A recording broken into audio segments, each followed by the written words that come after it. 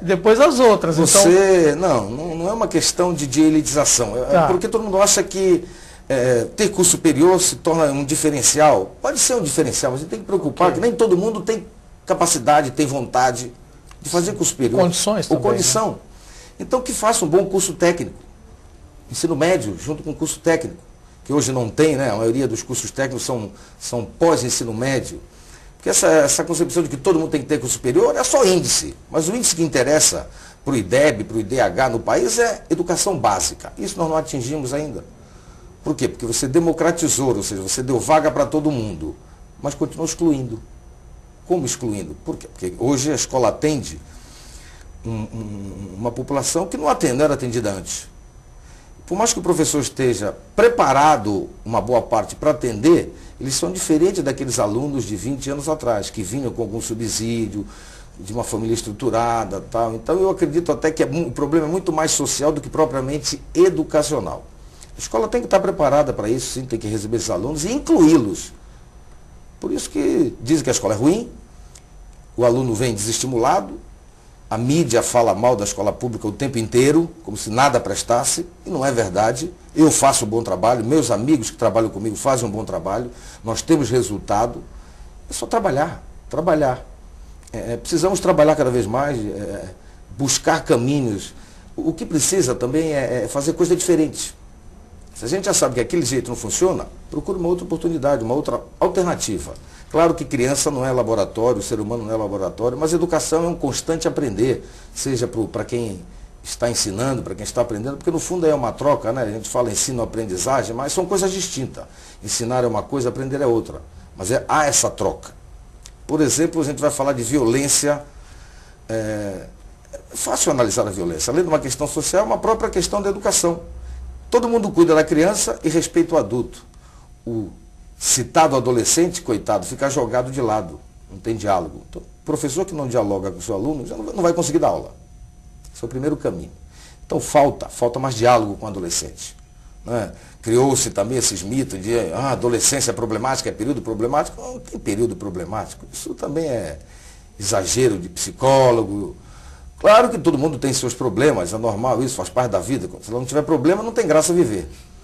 Mas se justifica demais isso, de que o aluno é problemático por causa disso, por causa daquilo. Vai lá, converse com ele, ouça o seu problema. Você tem que participar sim do aluno, dos seus problemas, mesmo sem ser psicólogo, é claro, você não vai resolver. Mas aí você vai dar um apoio e aproveita esse momento do apoio para convencer, olha, para resolver isso, se dedica à escola, estuda, leia mais. É o caminho que a gente tem que buscar. E deixar claro que só tem um caminho para se sair das dificuldades. É aprender.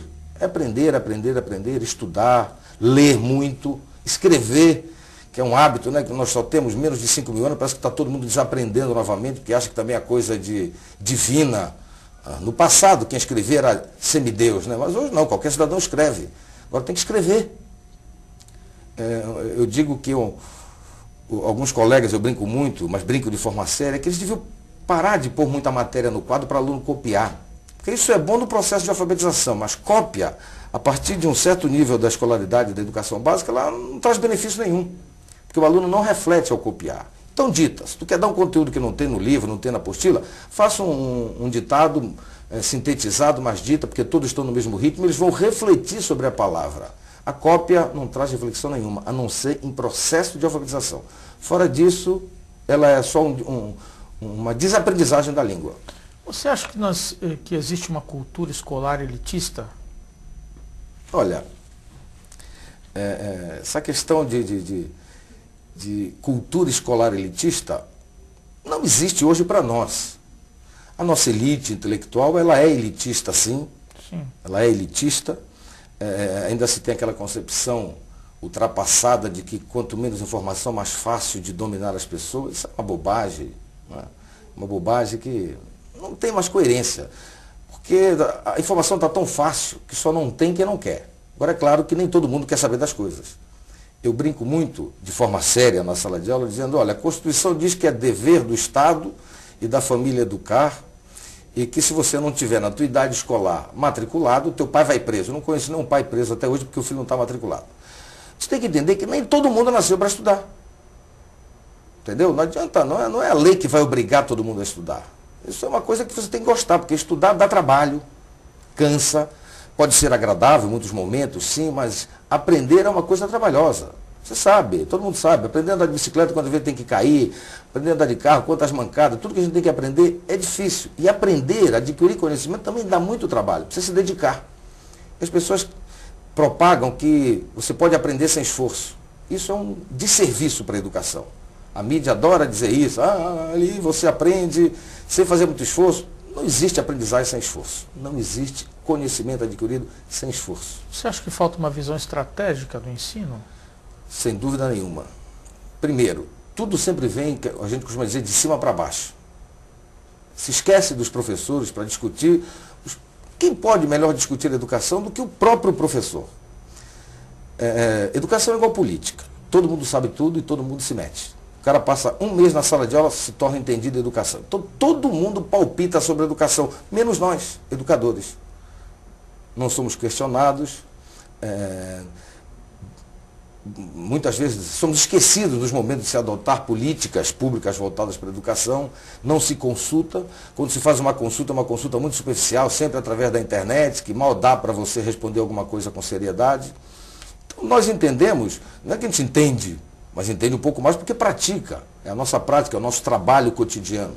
Então a gente tem muito mais a acrescentar para essas políticas públicas do que o ministro, o secretário.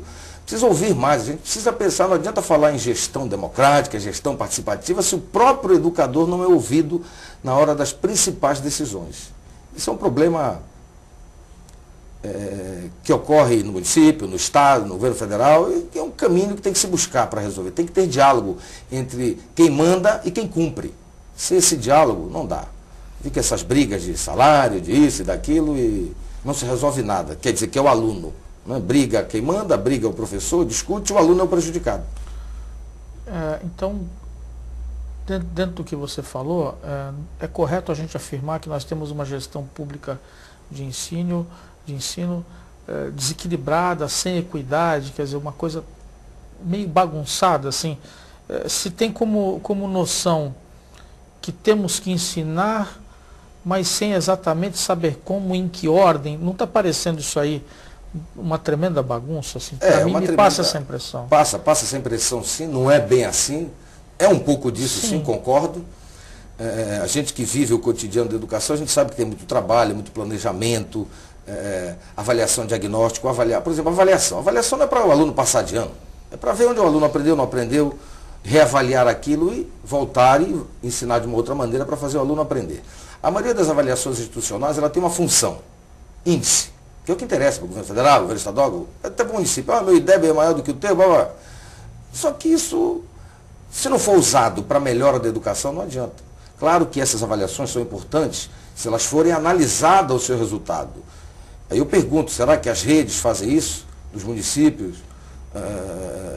No próprio Estado, será que o professor vai atrás desses resultados para avaliar as questões pedagógicas, as questões físicas, estruturais, o que é necessário mudar para melhorar o ensino? Algumas escolas fazem, a minha faz isso. Onde eu trabalho, na Escola do Estado, a gente faz isso. Em HTP a gente pega o resultado do Enem, do Saresp, analisa o resultado de forma técnica.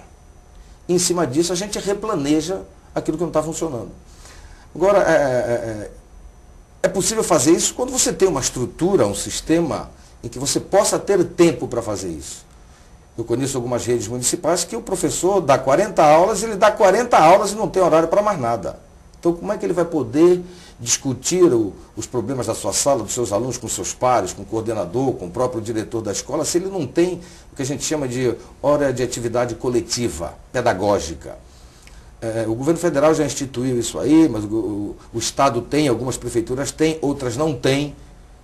Você tem que ter um período, ou pelo menos aí um quarto, um terço do teu horário dedicado à sala de aula para essas reuniões e também para preparar a tua prova, preparar a tua aula. Porque não dá, senão a coisa não funciona. O professor não pode achar que a aula que ele deu hoje, ano que vem, no mesmo dia, a mesma hora, ele vai fazer a mesma coisa. O conhecimento ele se transforma, ele é rápido, ele é dinâmico, ele tem que estar atualizado. Mas para isso ele precisa ter tempo para discutir as próprias mudanças, as modificações. Questão da língua, por exemplo. Todo mundo fica me perguntando, Zé, por que o senhor vai ensinar isso? Calma, pessoal, calma, que nós estamos ainda podendo usar as duas formas, né, o português como era antes, o português como era agora, tal. Aí fica preocupado, desesperado, não precisa se desesperar, tem tempo para isso. Isso automaticamente as pessoas vão lendo, a maioria dos livros, dos jornais já estão tudo adaptados, se acentuação, se aquelas palavras compostas, já não precisa nem dar aula sobre isso, porque a própria. Agora precisa ler, né? Quem não lê vai precisar difícil, do professor lá ensinando mesmo as regras. Deixa eu te perguntar uma outra coisa que eu acho muito latente hoje na educação, principalmente nas redes públicas, onde grandes interesses acabam permeando, principalmente a pasta educação, que tem 25% do seu orçamento Exatamente. garantido, né? Você não acha que os interesses corporativistas acabam ficando acima dos interesses dos alunos? Eu te peço que responda a isso no próximo bloco.